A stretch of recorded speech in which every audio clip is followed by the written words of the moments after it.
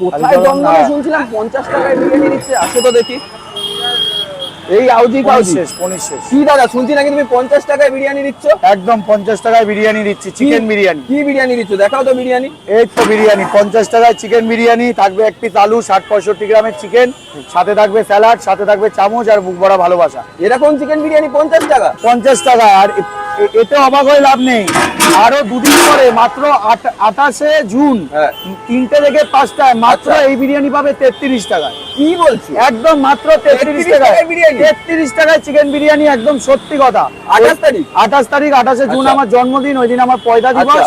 তো আমি দুপুর 3টে থেকে বিকেল 5টা অবধি, যেহেতু 33 বছর বয়সে পা দিচ্ছি, মাত্র 33 টাকায় চিকেন বিরিয়ানি খাওয়াবো তোমাদের সবাইকে। বাপরে, ওটা খেতে গেলে 2 ঘন্টার জন্য 2 ঘন্টার জন্য হুড়োপাড়ি করে আসতে হবে, লাইনে দাঁড়াতে হবে। 33 টাকায় চিকেন বিরিয়ানি।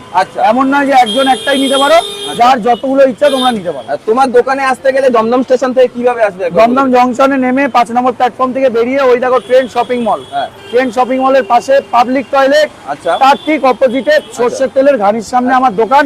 নকল হইতে সাবধান, আশেপাশে অনেক মিসগাইড হচ্ছে কাস্টমার, তাই বলবো আমাকে আমার দোকানটা, পাবলিক টয়লেটটা, ট্রেনসটা দেখে আসবেন। নাম্বার 7003838653, ফোন করে আসবেন, নকল হইতে সাবধান। আচ্ছা, তো বুম্বাদা একটা 50 টাকা তো আমার চিকেন বিরিয়ানিটা রেডি করো। নিশ্চয়ই দেবো, নিশ্চয়ই দেবো।